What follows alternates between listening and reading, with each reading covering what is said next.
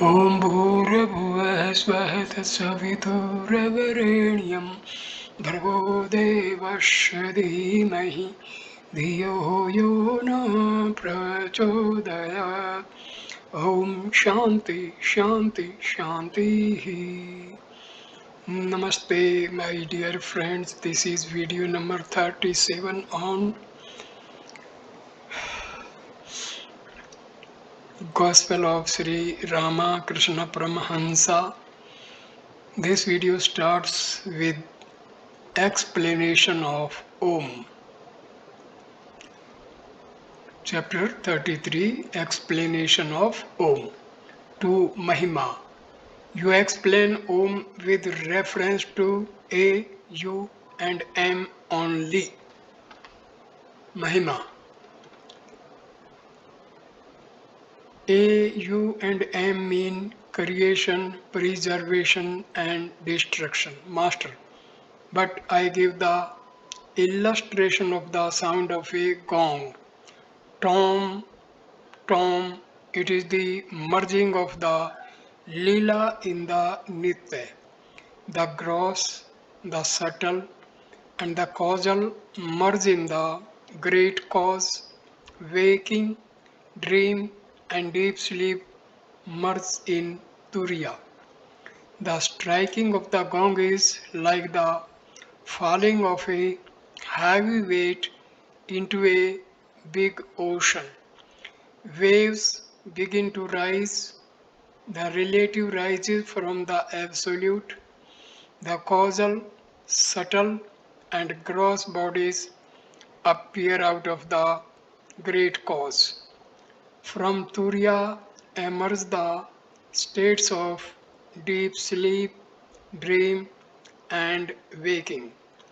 These waves arising from the great ocean merge again in the great ocean. From the absolute to the relative and from the relative to the absolute. There I give the illustration of the gong's sound tom. I have clearly perceived all these things. It has been revealed to me that there exists an ocean of consciousness without limit. From it come all things of the relative plane, and in it they merge again. Millions of Brahmandas rise in that Chidakasha and merge in it again. All this has been revealed to me. I don't know much about what your books say. Mahima. Those to whom such things were revealed and did not write the scriptures, they were wrapped in their own experiences. When would they write? One needs a somewhat calculating mind to write. Others learnt these things from the seers and wrote the books. Master. Worldly people ask why one does not get rid of attachment to woman and gold. That attachment disappears after the realization of God. If a man once tastes the bliss of Brahma, then his mind no longer runs after the enjoyment of sense pleasures or wealth or name and fame. If the moth once sees the light, it no longer goes into the darkness. Some friends said to Ramana, you have been assuming different forms for Sita. Why don't you go to her in the form of Rama? Ramana replied, when I contemplate Rama, even the position of Brahma appears insignificant to me, not to speak of the company of another man's wife. How could I take the form of Rama for such a purpose? All worship and spiritual discipline are directed to one and on alone, namely to get rid of worldly attachment. The more you meditate on God, the less you will be attached to the trifling things of the world. The more you love the lotus feet of God, the less you will crave the things of the world or pay heed to creature comforts.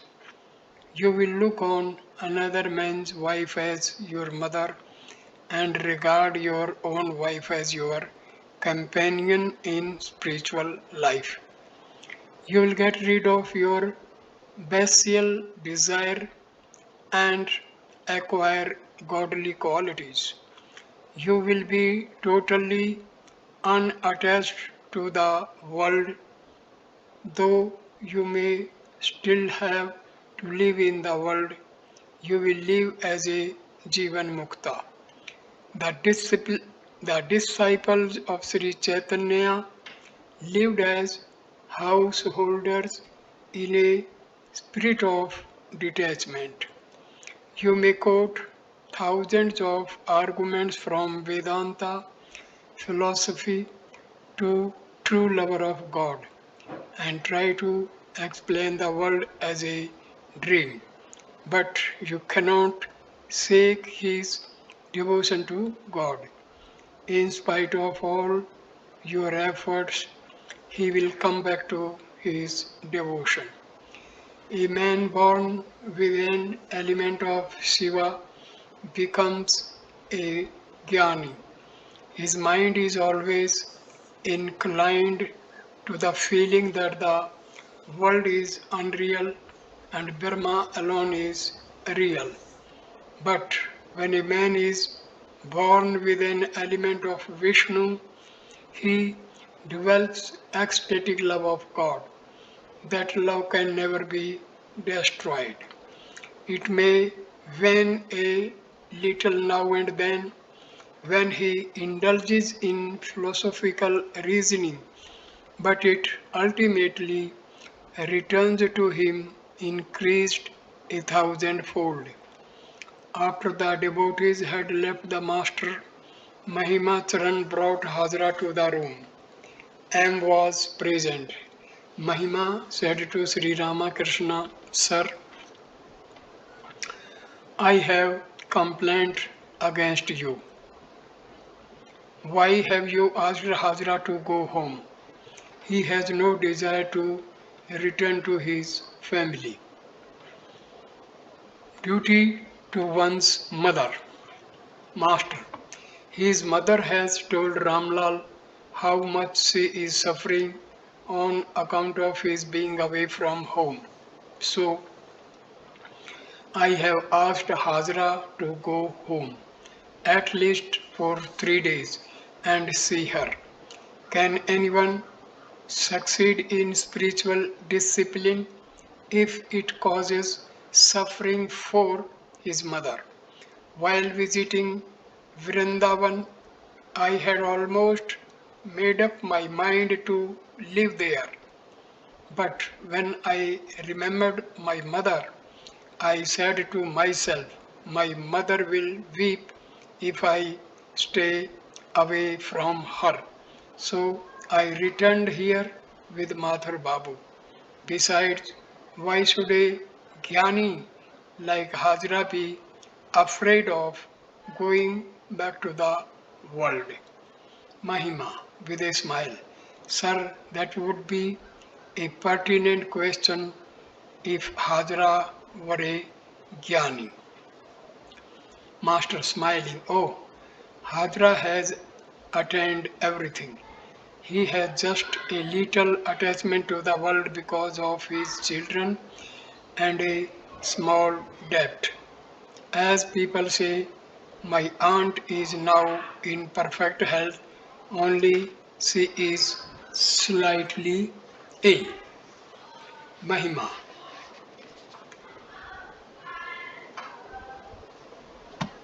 Where, sir, is Hajra's knowledge? Master smiling. Oh, you don't know everything. Everybody says Hajra is quite a man. Everybody knows that he lives in the Dakshineswar temple garden. People talk of nothing but Hajra. Who would bother to mention my name? All laugh.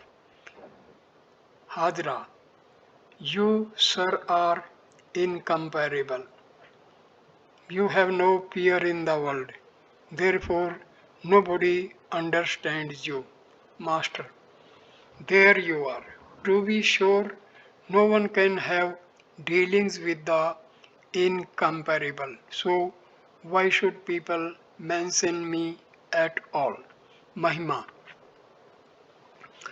What does he know, sir? He will do your bidding, master. That is not so.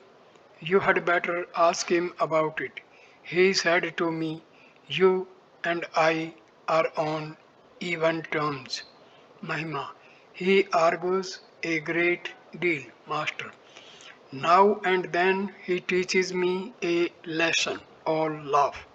Sometimes I scold him when he argues too much. Later, when I am lying in bed inside the mosquito curtain, I feel unhappy at the idea of having offended him. So I leave the bed, go to Hajra, and salute him. Then I feel peace of mind. To Hajra, why do you address the pure Atma as Isvara? The pure Atma is inactive and is the witness of the three states. When I think of the acts of creation, preservation, and destruction, then I call the pure Atma Isvara. What is the pure Atma like? It is like a magnet lying at a great distance from a needle. The needle moves, but the magnet lies motionless, inactive. Towards evening, Sri Ramakrishna was pacing the room and was sitting alone thinking. Suddenly, the master said to him tenderly, please give me a couple of linen shirts. As you know, I cannot use everybody's things. I thought of asking Captain for the shirts, but you had better give them to me. M felt highly gratified and said, as you please, sir. At dusk, incense was burnt in Sri Ramakrishna's room, and as usual, he bowed before the pictures of gods and goddesses on the walls and chanted their names softly. From outside, one could hear the murmuring of the Ganges and the music of the evening worship in the temple of Kali, Vishnu, and Shiva. Through the door, one could see the priest at a distance moving from one temple to another, a bell in his left hand and a light in his right, an attendant carrying the gong.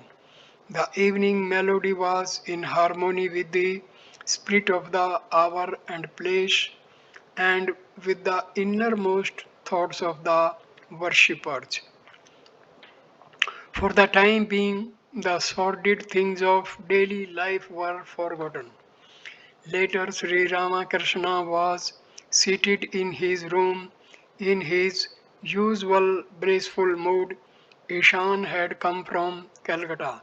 He had burning faith in God. He used to say, if a man leaves the house with the hallowed name of Durga on his lips, then Shiva himself protects him with his celestial weapons. Master to Ishan, you have great faith, but I have not so much. All love. God can be realized only through faith. Ishan, yes, sir. Master, you practice religious rites, japa, fasting, and the like. That is very good. If a man feels sincerely drawn to God, then God makes him practice all these disciplines. The devotee will certainly realize God if he practices them without desiring their result. A devotee observes many rites because of the injunctions of the scriptures. Such devotion is called Vedi, Vedi Bhakti. But there is a higher form of devotion known as Raga Bhakti, which springs from yearning and love for God. Prahlada had such devotion. When the devotee develops that love, he no longer needs to perform prescribed rites. Number 9, 1884. Sri Ramakrishna was in his room, seated on the small couch and facing the east. The devotees were sitting on the floor. It was about midday when M arrived and took a seat after saluting the master. Gradually, other devotees began to gather. Vijay Krishna Goswami was there with several Brahmo devotees. The priest Ram Chakravarti was present also. Mahimacharan, Narayan, and Kesori arrived a few minutes later. It was the beginning of winter. Sri Ramakrishna had felt the need of some shirts and had asked M to bring them. Besides two broadcloth shirts, M had brought another of a heavy material for which Sri Ramakrishna had not asked. Master to M, you had better take that one back with you. You can use it yourself. There is nothing wrong in that. Tell me, what kind of shirt did I ask you to bring? M. Sir, you told me to get you plain ones. You did not ask me to buy the heavier one, Master. Then please take that one back to Vijay and the others. You see, Dwarika Babu gave me a shawl. The Marwari devotees also brought one for me. I could not accept. Vijay interrupted the master, saying, that is right, sir. If a man needs a thing, he must accept it. And there must be a man to give it. Who but a man will give? God supplies the needs of devotees. Master. The giver is the Lord Himself. The mother-in-law said to her daughter-in-law, my child, I see that everybody has someone to render him a little personal service. It would be so nice if you could find someone to massage your feet. The daughter-in-law said, Mother, God Himself will massage my feet. I don't need anyone else. She spoke thus because she was a sincere lover of God. Once a fakir went to the Emperor Akbar to ask for money. The emperor was saying his prayers. He prayed, O Lord, give me money, give me wealth. The fakir started to leave the palace, but the emperor motioned to him to wait. After finishing his prayers, Akbar came to the holy man and said, why were you going away? The fakir replied, you yourself were begging for money and wealth, so I thought that if I must beg, I would beg of God and not of a beggar. Vijay, I saw a sadhu at Gaya. He did not take the initiative in anything. One day he wanted to feed some devotees. Suddenly we found that butter, flour, fruits and other food stuff had arrived from no one knew where. Three classes of sadhus, Master to Vijay and the others. There are three classes of sadhus, good, mediocre and bad. Good sadhu makes no effort to get his food. The dandies, among others, belong to the mediocre and bad classes. To get food, the mediocre sadhu will knock at the door of a house and say, Namo Narayana. The bad sadhu starts a quarrel if he does not get his alms. The good sadhu behaves like a python. He sits in one place and the food comes to him. The python does not move from where it is. A young sadhu who had been a brahmachari from his childhood went out to beg.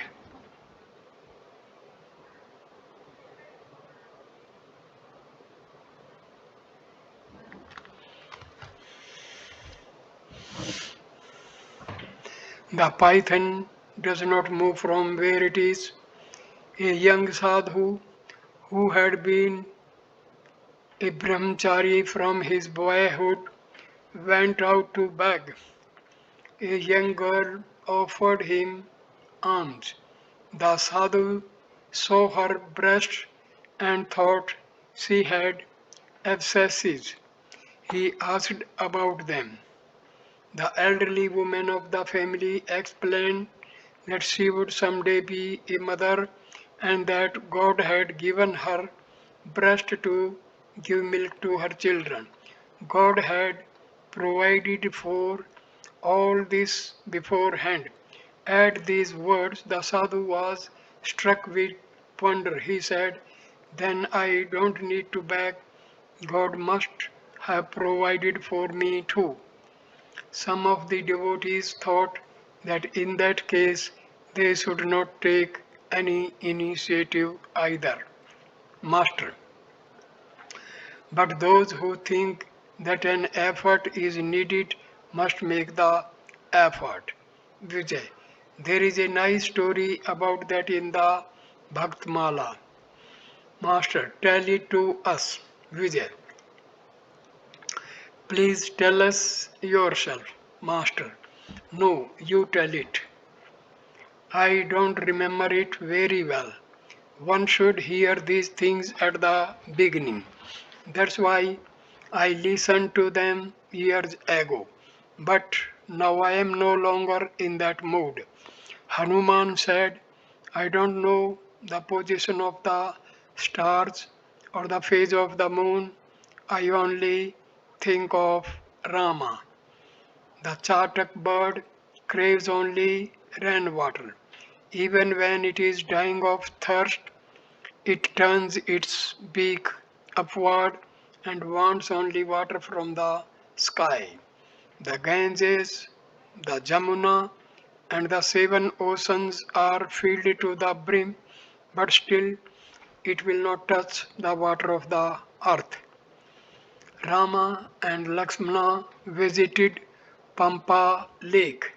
Lakshmana saw a crow very eager for water. Again and again it went to the edge of the water but would not drink. Lakshmana asked Rama about it.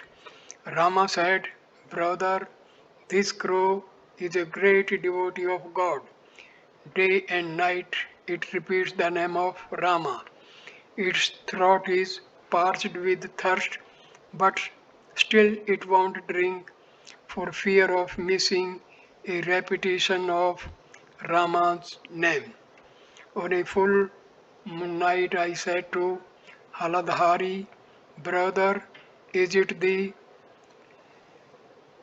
night of the new moon? All laugh, smiling. Yes, it is true. Once I was told that a characteristic of a man of perfect knowledge is that he cannot distinguish between the full moon and the new moon. But how could one convince Haldhari of that? He said, this is certainly the dark Kali Yuga. He cannot distinguish the full moon from the new moon, and people respect him. Mahimacharan entered the room. Master, respectfully, come in, sir, please take a seat. To Vijay and the other devotees, in the ecstatic state of mind, I cannot remember a date. The other day there was a religious festival at Benny Paul's garden. I forgot the date. I can no longer remember the last day of the month when it is very auspicious to repeat the name of God. Sri Ramakrishna remained thoughtful a few minutes, Master. But I remember, if a man makes an engagement to visit me, a man attains this state when his mind is 100% absorbed in God.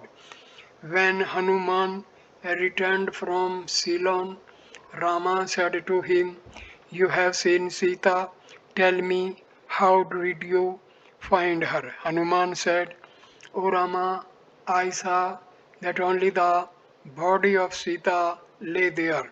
It held neither her mind nor her soul. She has indeed consecrated her mind and soul to your lotus feet. Therefore I saw only her body in Ceylon. Further I saw the king of death prowling about. But what could he do? It was only a body. It had neither mind nor soul. If you meditate on an ideal, you will acquire its nature. If you think of God day and night, you will acquire the nature of God. A salt dole went into the ocean to measure its depth. It became one with the ocean. What is the goal of books or scriptures? The attainment of God. A man opened a book belonging to a sadhu. He saw the word Rama written on every page. There was nothing else. If a man loves God, even the slightest thing kindles spiritual feeling in him. Then, repeating the name of Rama but once, he gets the fruit of 10 million sandhyas. At the sight of a cloud, the peacock's emotion is awakened. He dances, spreading his tail. Radha had the same experience. Just the sight of a cloud recalled Krishna to her mind. Chaitanya Deva was passing a village. He heard that drums were made from the earth of that place. At once he was overwhelmed with ecstasy because drums are used in kirtan. But who can have the spiritual awakening? Only he who has renounced his attachment to worldly things. If this sap of attachment is totally dried up in a man, the slightest suggestion kindles his spiritual emotion. Though you strike a wet match 1,000 times, it will not produce a spark. But if it is dried, the slightest rubbing will set it aflame. Pain and pleasure are inevitable in a body. He who has realized God dedicates his mind and life, his body and soul to God. When Rama and Lakshmana went to take their bath in Pampa lake, they thrust their bows into the ground. Coming out of the water, Lakshmana took out his bow and found its tip stained with blood. Rama said to him, "Look, brother, look. Perhaps we have hurt some creature." Lakshmana dug in the earth and found a big bullfrog. It was dying. Rama said to the frog in a sorrowful voice, "Why did not you croak? Why should have tried to save you? We should have tried to save you. You croak lustily enough when you are in the jaws of a snake." The frog said, "O Lord, when I am attacked by a snake, I croak saying, 'O Rama, save me. O Rama, save me.' This time I found that it was Rama who was killing me, so I kept still." Sri Ramakrishna remained silent a few moments, watching the devotees. He had heard that Mahimacharan did not believe in following a guru. He began the conversation again.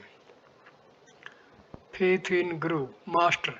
A man should have faith in the words of his Guru.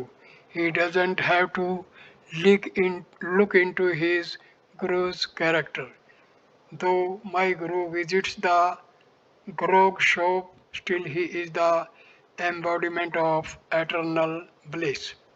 A man who used to give reci- recitals of the recitals of the Chandi and Bhagavata once said, "A broomstick is itself unclean, but it cleans dirty places." Mahimacharan studied the Vedanta. His aim was to attain Brahmajnana. He followed the path of knowledge and was always reasoning. Master to Mahima. The aim of the Jnani is to know the nature of his own self. This is knowledge. This is liberation. The true nature of the self is that it is the Supreme Brahma. I and the Supreme Brahma are one. But this knowledge is hidden on account of Maya. I said to Harish, "This is the whole thing. The gold is hidden under a few basketfuls of earth, and you must remove the earth." I consciousness. The bhaktas retain I consciousness, the jnanis do not. Nangata used to teach how to establish oneself in the true self, saying, "Merge the mind in the buddhi and the buddhi in the atma. Then you will be established in your true self." But the I persists. It cannot be got rid of. Imagine a limitless expanse of water above and below, before and behind, right and left, everywhere there is water.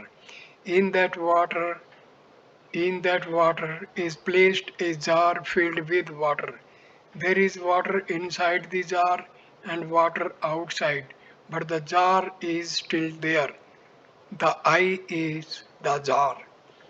Even after attaining knowledge, the jnani keeps his body as before, but the fire of knowledge burns away his lust and other passions.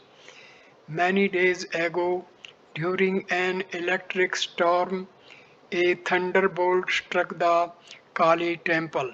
We saw that no injury had been done to the doors, only the points of the screws were broken. The doors are the body, and the passions, lust, and so forth are the screws. A Jnani loves to talk only about God.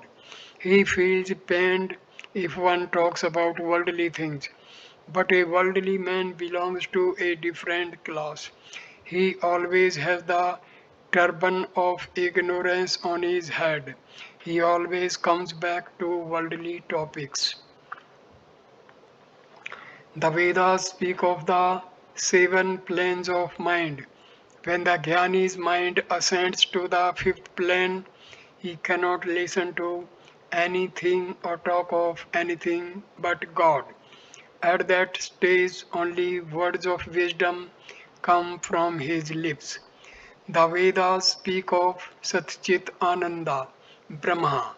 Brahma is neither one nor two, it is between one and two. It cannot be described either as existence or as non existence. It is between existence and non existence. Sincere and formal devotion. When the devotee develops raga bhakti, passionate love of God, he realizes Him. But one loses Vaidehi bhakti, formal devotion, as easily as one gains it. This is formal devotion. So much japa, so much meditation, so much sacrifice and homa, so many articles of worship, and the recitation of so many mantras before the deity. Such devotion comes in a moment and goes in a moment. Many people say, well, friend, we have lived on Havishya for so many days. How many times we have worshipped the deity at our home and what have we achieved? But there is no falling away from Raga Bhakti. And who gets this passionate love for God? Those who have performed many meritorious deeds in their past births, or those who are eternally perfect. Think of a dilapidated house, for instance, while clearing away the undergrowth and rubbish, one suddenly discovers a fountain fitted with a pipe. It has been covered with earth and bricks, but as soon as they are removed, the water shoots up. Signs of a true devotee. Those who have passionate love for God do not say any such thing as, oh brother, how strict I have been about food. But what have I achieved? New farmers give up cultivating if their fields do not yield any crop. But hereditary farmers will continue to cultivate their fields whether they get a crop or not. Their fathers and grandfathers were farmers. They know that they too must accept farming as their means of livelihood. Only those who have developed raga bhakti for God may be called his sincere devotees. God becomes responsible for them. If you enter your name in a hospital register, the doctor will not discharge you until you are cured. Those who are held by God have nothing to fear. The son who holds to his father while walking along the narrow ridge of a paddy field may slip if he absent-mindedly lets go his father's hand, but if the father holds the son by the hand, there is no such danger. Is there anything that is impossible for faith? And a true devotee has faith in everything. The formless reality, God with form, Rama, Krishna, and the Divine Mother. Once while going to Kamarpukur, I was overtaken by a storm. I was in the middle of a big meadow. The place was haunted by robbers. I began to repeat the names of all the deities Rama, Krishna, and Bhagavati. I also repeated the name of Hanuman. I chanted the names of them all. What does that mean? Let me tell you. While the servant is counting out the money to purchase supplies, he says, these pennies are for potatoes, these for eggplants, these for fish. He counts the money separately, but after the list is completed, he puts the coins together. When one dwells love of God, one likes to talk only of God. If you love a person, you love to talk and hear about him. A worldly person's mouth waters while he talks about his son. If someone praises his son, he will at once say to the boy, go and get some water for your uncle to wash his feet. Those who love pigeons are highly pleased if you praise pigeons before them. But if you speak ill of pigeons, they will at once exclaim, has anyone in your line for 14 generations ever raised pigeons? Advantage of a householder's life. Sri Ramakrishna now addressed Mahima Charan, who was a householder master. What need is there to renounce what need is there of renouncing the world altogether? It is enough if you can rid yourself of attachment, but you must have sadhana, you have to fight the sense organs. It is a great advantage to fight from inside a fort. You get much help from the fort. The world is the place for enjoyment. After enjoying different things, you should give them up one by one. Once I had a desire to put a gold chain around my waist. I obtained one at last and put it on, but I had to take it off immediately. Once I ate some onion. While eating it, I discriminated, oh mind, this is onion. Then I moved it to different places in my mouth and at last spat it out. A musician was expected. He was to sing with his party. Sri Ramakrishna asked the devotees every now and then, where is the musician? Mahima. We are quite alright as we are. Master, no sir. You get this all through the ear. A devotee outside the room said, the musician has come. Sri Ramakrishna was filled with joy and said, ah, has he? Mats were spread on the floor of the long veranda northeast of the master's room. Sri Ramakrishna said, sprinkle a little Ganges water on the mats. Many worldly people have sat on them. The ladies of Pyari Babu's family from Bali had come to visit the temples. They wanted to listen to the kirtan. A devotee said to Sri Ramakrishna, these ladies have been inquiring whether there would be any place in the room for them. Can they have seats? The kirtan had already begun. The master said, no, no, where is any room here? Master and Narayan. Narayan arrived and saluted Sri Ramakrishna. The latter said tenderly, why have you come? Your people at home have beaten you so much. He signed to Baburam to give Narayan something to eat. Narayan entered the master's room. Suddenly Sri Ramakrishna followed him. He wanted to feed Narayan with his own hands. Afterwards he returned to the veranda. Many devotees were present, including Vijay. Mahimacharan, Narayan, M, and the younger Gopal. Soon Narayan came back to the veranda and took his seat by the master. About 3 o'clock, Adhar arrived. At the sight of him, Sri Ramakrishna appeared excited. The devotee saluted the master and sat on the floor. Sri Ramakrishna beckoned to him to come nearer. When the music was over, the gathering of devotees broke up.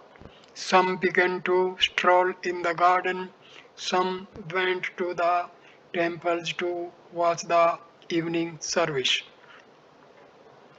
In the evening,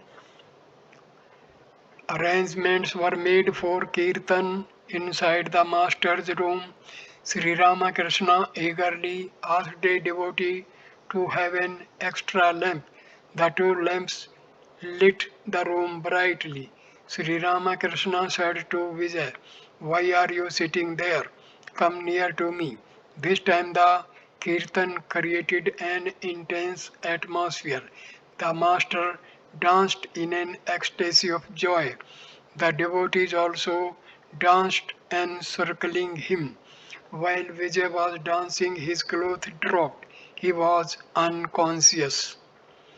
When the music was over, Vijay began to look for his key, which had fallen somewhere. The master said to him with a laugh, "Why bother about it any more?" He meant that Vijay should have nothing more to do with boxes and keys. Kishori saluted Sri Ramakrishna and was about to take his leave. The master blessed him, touching his chest tenderly and bade him goodbye. His words were full of love. M and Gopal saluted the master. They too were about to take their leave. He said to them with the same affection, "Could not you go tomorrow morning? You may catch cold at night."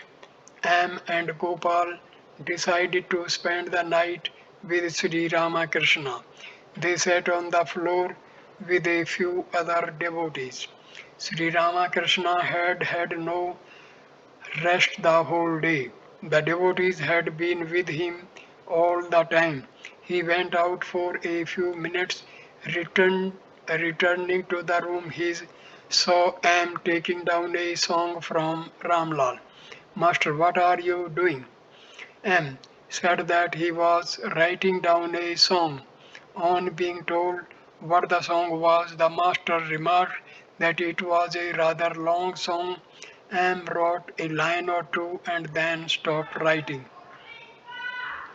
A little later, Sri Ramakrishna took his supper of farina pudding and one or two luchis. A lighted lamp stood on a stand by his side. M sat near him. The master asked if there were any sweets in the room. M had brought some sandesh which he had put on the shelf. Sri Ramakrishna asked M to give him a sweet.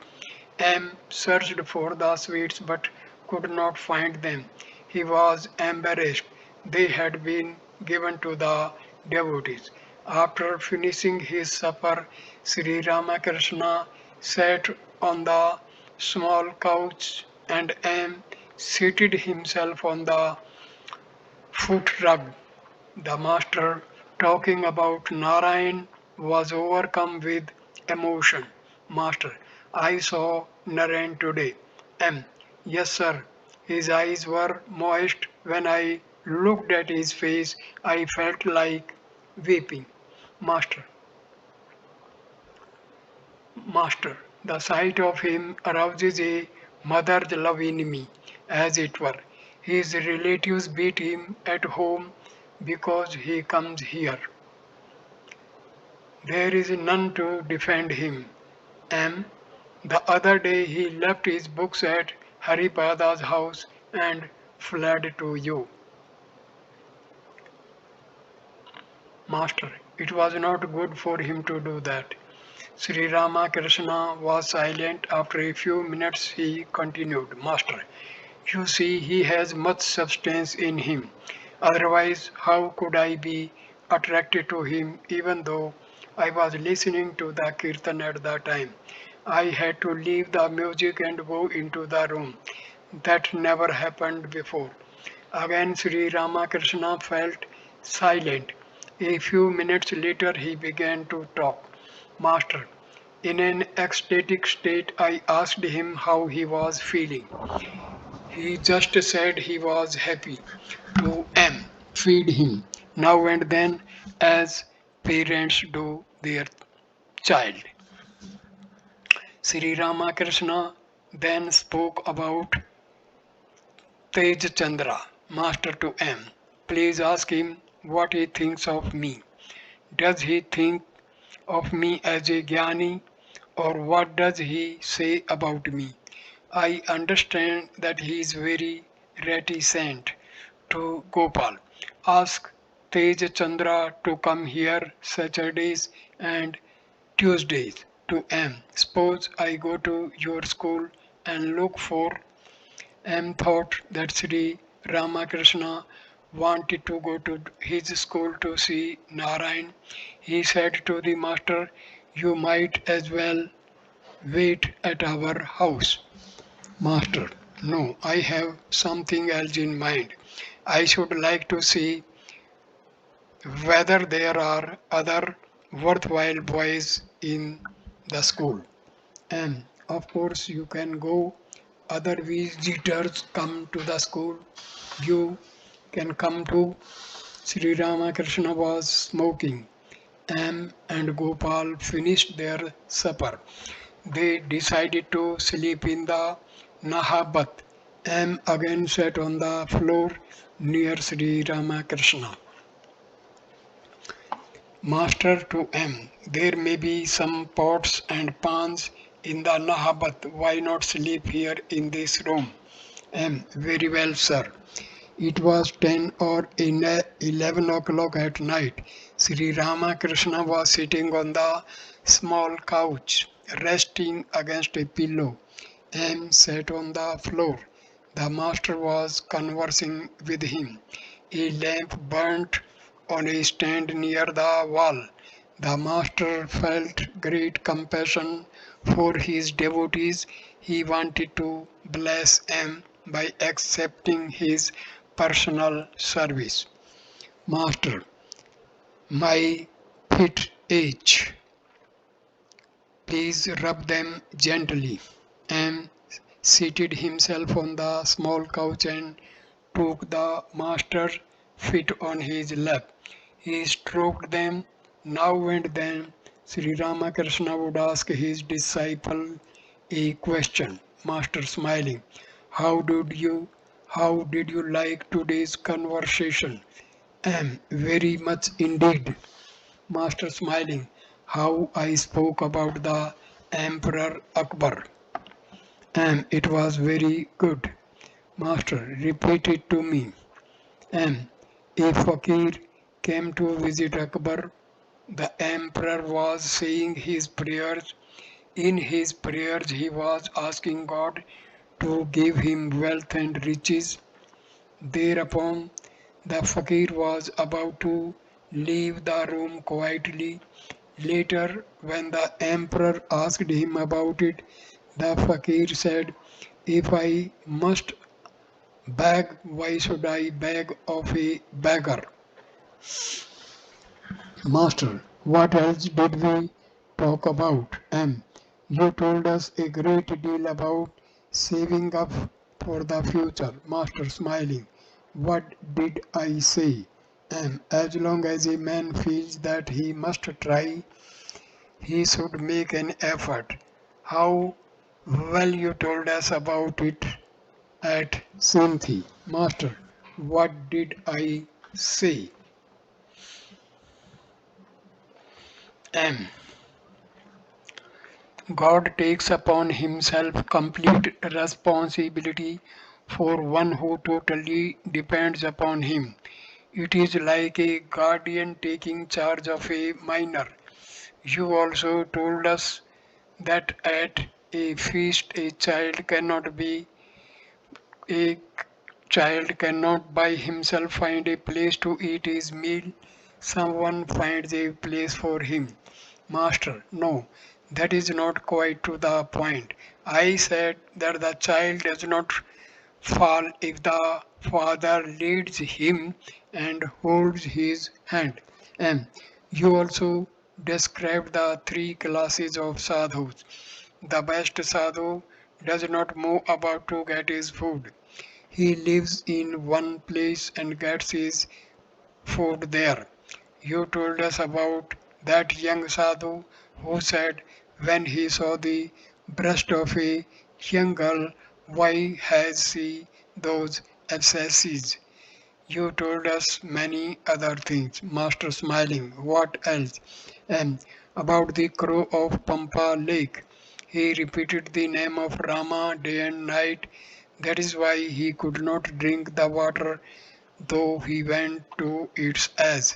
And about the holy man in whose book was written only Rama Rama.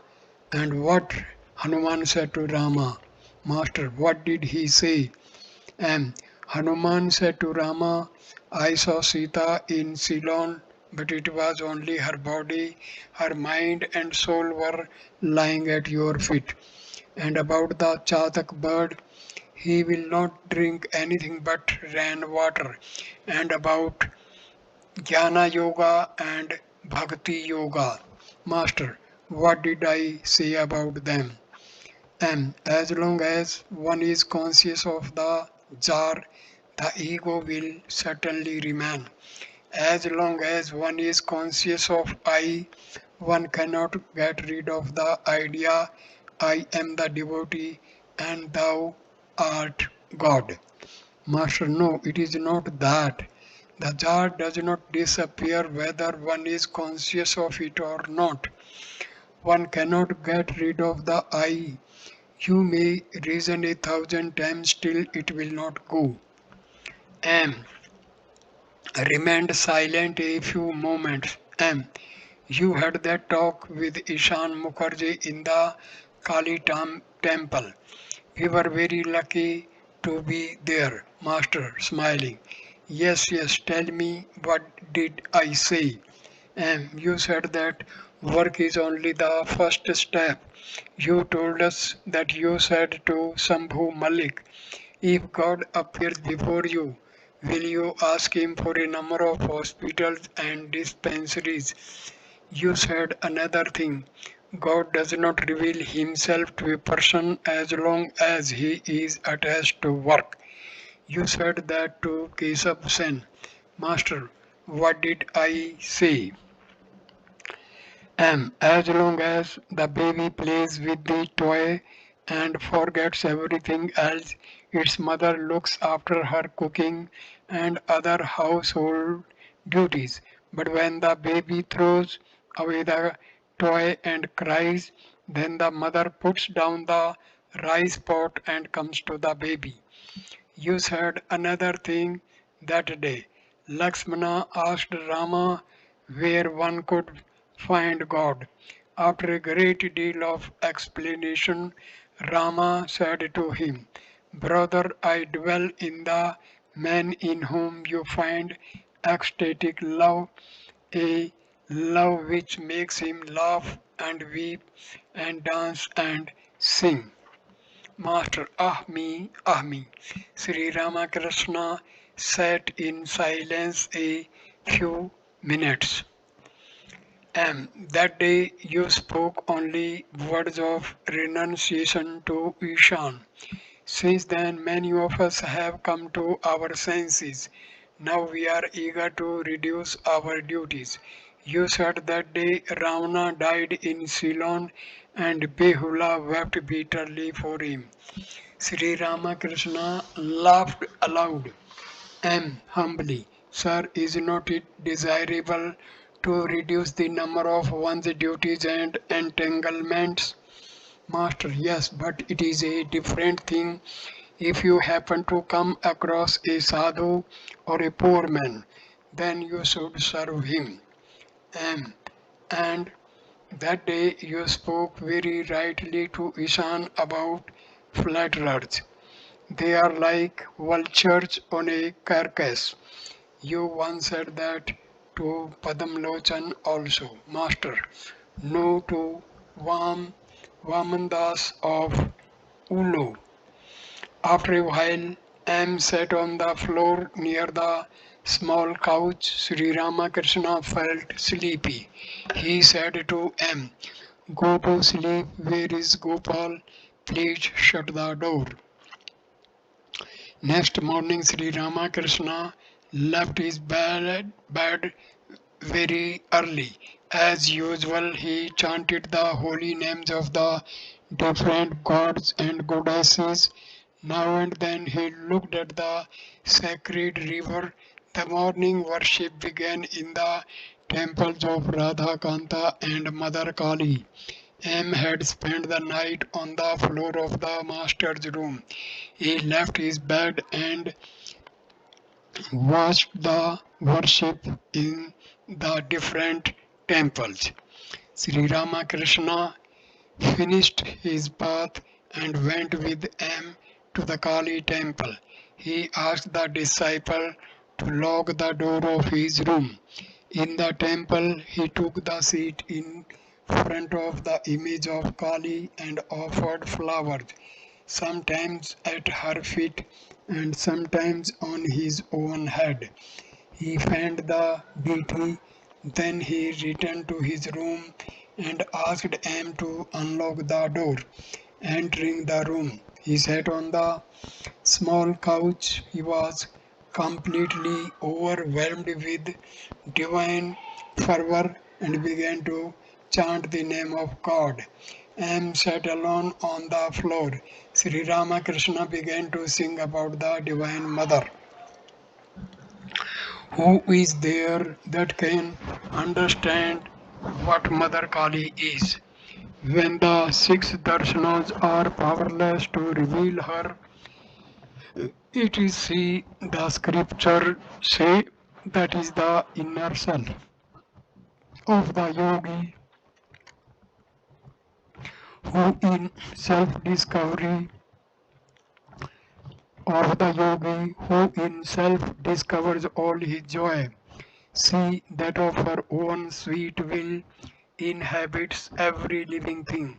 Then he sang, all creation is the sport of my mad mother Kali. By her Maya the three worlds are bewitched. He continued, O Kali, who can know thee? Numberless are the forms, numberless are thy forms.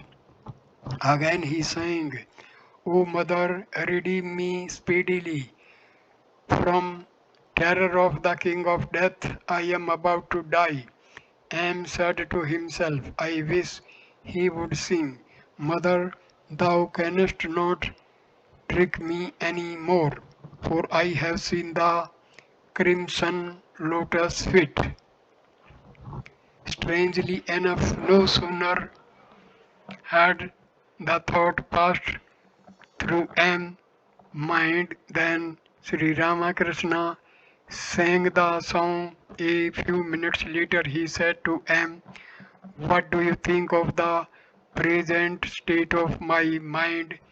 M smiling, it is your simple and natural state.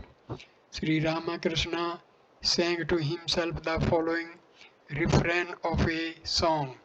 Unless a man is simple, he cannot recognize God, the simple one. Thank you for watching this video. Please like, comment and share the video and subscribe the channel. Namaskar my dear friends. Next video number 38 will start with chapter number 34 Bankim Chandra, Saturday, December 6, 1884. Thank you. Namaste.